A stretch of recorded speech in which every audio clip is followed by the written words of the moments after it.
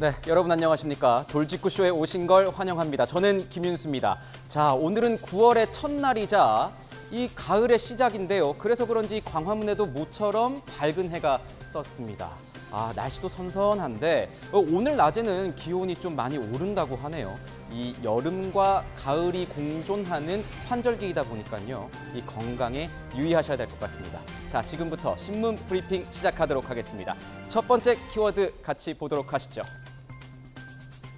자, 첫 번째 키워드는 이겁니다. 불복. 나는 너의 결정에 복종할 수 없어. 뭐 이럴 거 할 때 불복이죠. 무슨 내용일까요? 함께 보시죠.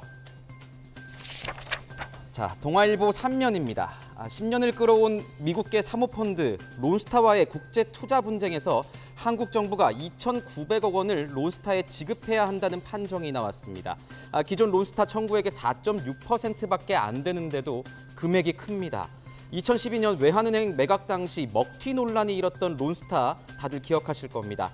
쟁점은 당시 외환은행의 가격을 떨어뜨리기 위해 한국 정부가 매각을 의도적으로 지연시켰느냐 이건데 세계은행 중재판정부는 한국 정부, 론스타 모두 절반가량의 책임이 있다고 봤습니다. 정부는 이 판정에 동의할 수 없다. 세금 한 푼 못 내준다.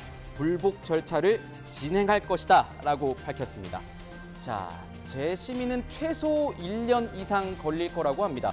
번복률도 15% 정도밖에 안 된다고 하네요. 어떤 결과가 나올지 함께 지켜봐야 될 것 같습니다. 두 번째 키워드 함께 보시죠. 자, 두 번째 키워드는 2선입니다. 자, 1선에서 물러나서 2선으로 후퇴해라. 자, 이렇게 압박을 받고 있는 인물들이 있습니다. 함께 보시죠. 한국일보 6면입니다. 원조 윤핵관으로 꼽히는 장제원 국민의힘 의원이 당내 혼란의 책임을 지고 백의종군을 선언했습니다. 이번 정부에서 임명직, 공직도 맞지 않겠다고 약속했습니다. 장 의원의 결단에 따라서 이 윤핵관 그룹의 2선 후퇴에도 촉매제 역할을 할 것이다. 신문은 이렇게 분석을 하고 있습니다. 자, 또 다른 윤핵관, 이 권성동 원내대표의 사퇴를 앞당기는 무언의 압력으로 작용할 것이다. 이런 분석도 나오고 있습니다. 이것 또한 함께 지켜보시죠. 자, 세 번째 이슈 보시죠. 자, 세 번째 키워드는 이겁니다. 민생. 아무리 강조해도 지나침이 없는 이 단어인데 요즘 정치권에선 다소 방치된 것이 아닌가 싶습니다. 자, 보시죠. 경향 5면입니다. 사진은 이재명 신임 당대표가 이 권성동 국민의힘 원내대표를 찾아 취임 인사를 하는 모습인데요. 자, 여당인 국민의힘이 당내 권력 갈등으로 혼란스러운 상황에서 더불어민주당이 민생에 주력하는 모습을 선점하려 하고 있다는 기사입니다. 오늘 정기국회 개원을 앞두고 더불어민주당 민생 입법 과제도 만들었다고 하는데 그동안 언론, 검찰 개혁을 밀어붙이면서 생긴 독단적 이미지를 중화하는 효과를 노렸다는 해석도 나옵니다.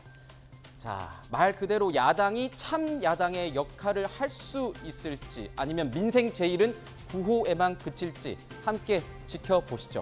자, 마지막 키워드 보겠습니다. 마지막 키워드는 이겁니다. 위례 딱 하면 바로 신도시가 떠오르시죠? 뭘까요? 함께 보시죠. 중앙일보 5면입니다. 검찰이 이재명 민주당 대표를 정조준하고 있군요. 대장동의 예고편에 해당하는 위례 신도시 개발 사업으로 검찰이 수사 범위를 넓히고 있다는 내용입니다. 검찰은 어제 유동규, 남욱, 김만배 등 대장동 3인방의 구치소 수용 거실과 이 관련 건설사 등 20여 곳을 전격 압수수색했습니다. 검찰은 민간 사업자들에게 개발 정보를 유출하는 식으로 특혜를 주고 그 대가로 돈을 받은 혐의를 수사 중인 것으로 전해졌습니다. 이 대표가 성남시장으로 재임하던 기간에 이뤄진 만큼 검찰 수사 선상에 오를 가능성도 있다고 신문은 보고 있습니다.